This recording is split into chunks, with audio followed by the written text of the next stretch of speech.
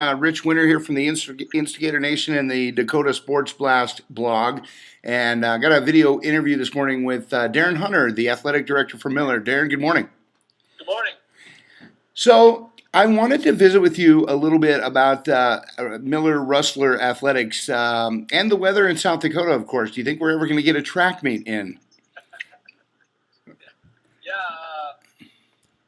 I'm on my way to the Twin Cities right now, and I'm on I-90, and so I don't see very much snow, not as much snow as we got up at our place right now. So I'm sure they're going to get a few more meets in before we do. Yeah, Big Dakota's coming up here not before long, and normally that's a meet where, people have 3 or 4 track meets in already before then, but for a lot of people, if the weather holds, that might be the season opener for quite a few folks.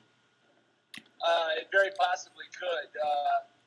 We have our first, we hosted our first meet actually April 10th, quadrangular, Pierre and Huron come over and winter comes up, and that's probably pretty questionable. So our first meet could be the Big Dakota.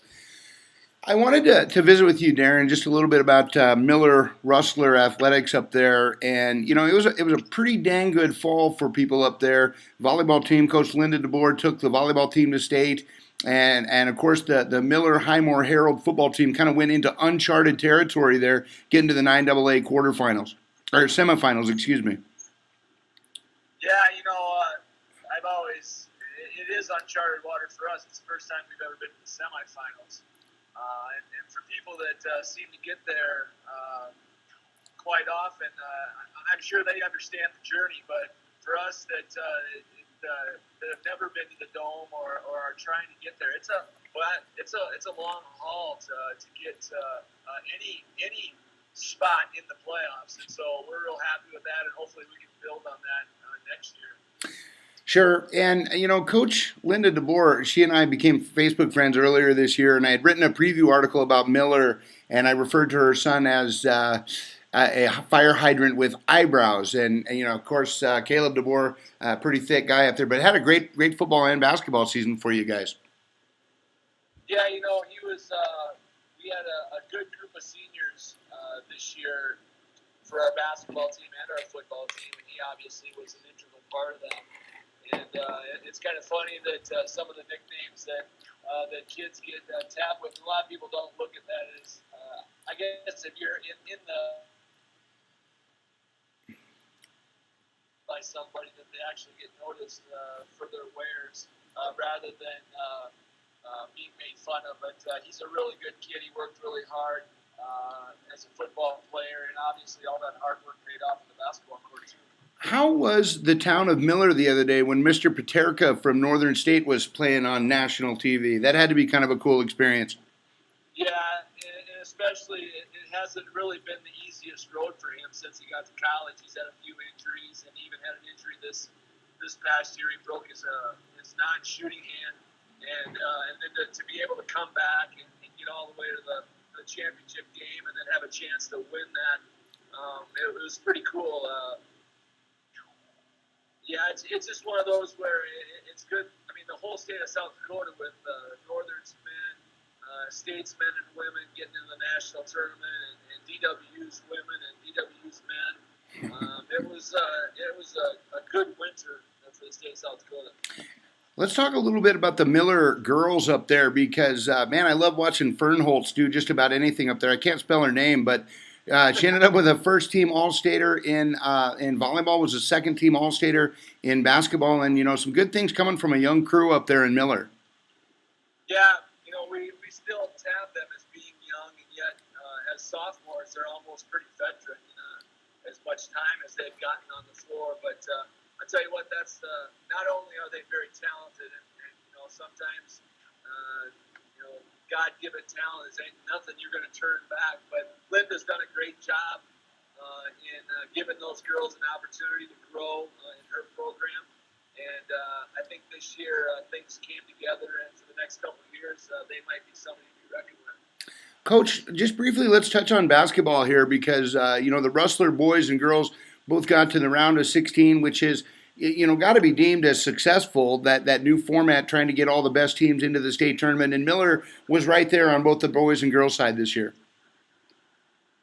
Yeah, the new format, I like it.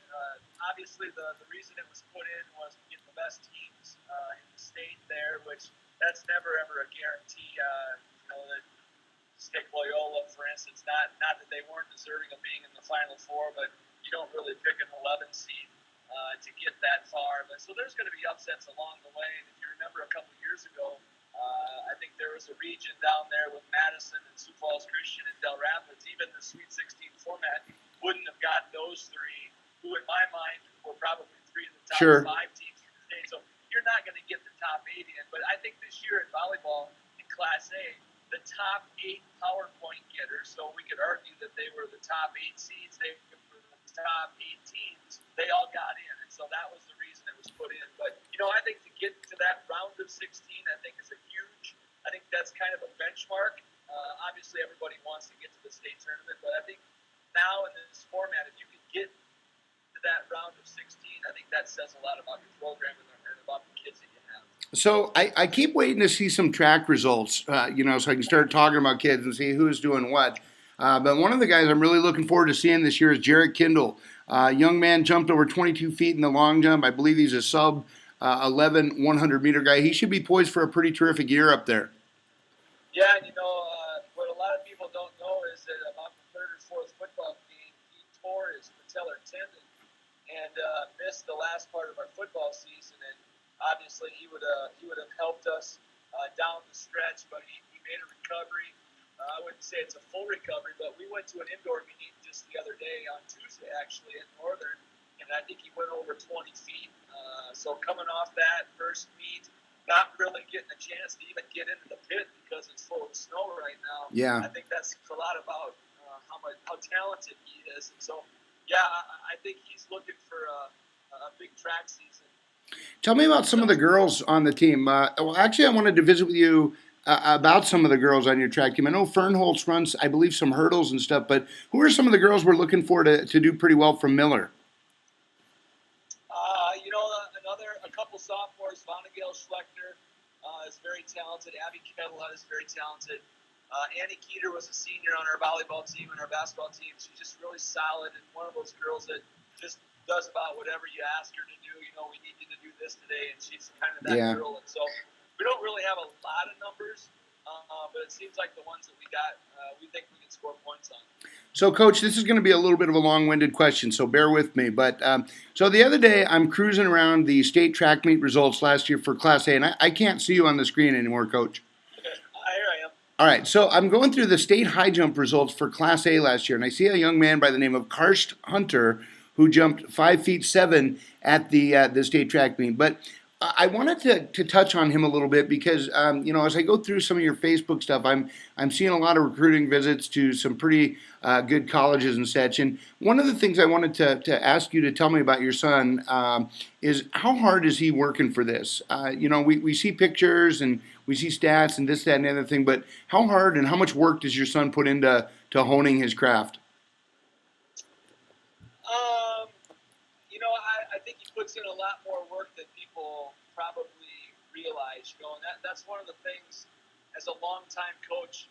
If you're in this long enough, you get an opportunity to coach some very talented kids, and they're not just in Miller; they're all over the place. I know a long time ago, my dad, who was a longtime coach, said, "Don't ever stay any place because of the kids you got." Because he said every town's got great kids, and as a coach, I had to prepare to stop kids from other towns and other schools, and so they're out there.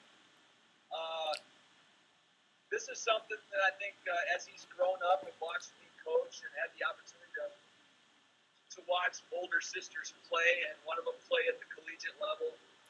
And then you get Coach Castle that moves in here, that played for South Dakota State, started on the football team.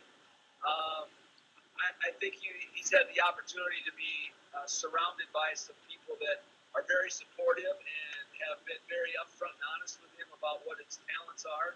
And, we've had to have that conversation about, I think every kid grows up and wants to be their favorite sport's probably basketball. Yeah. Just because you can I can remember cutting the bottom out of a gallon of ice cream and nailing it to our basement wall and shooting a rolled up sock. And so we did, but nobody nobody got together and played 11-on-11 football. Nobody got together to play volleyball, and now those opportunities are out there for those kids. And so, you know, he's been very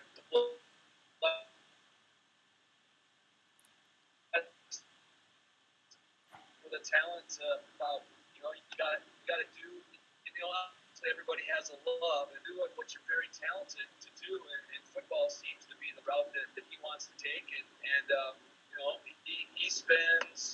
he probably spends outside of his sport of, you know, that he plays, whether it's basketball, he was spending probably 15-20 hours a week outside of basketball practice, lifting and working out, and Wow. he's on a regiment, and we spend time, you know, probably once or twice a week going here and there to hone his craft, and it's all a part of the hoops, I guess, you have to jump to, you know. Coach, can you guarantee a state? Is he going out for track this year? Is he going out for track this year? Karst? Yes. Yep. Okay. Yep. We're going to expect more than 5'7", and I do believe he cleared more than that during the year last year, right? Yeah. You know, that was more just hey, you know, we need to score some points, and what else can we do? And we put him in there, and he just had the opportunity to qualify. It's not really his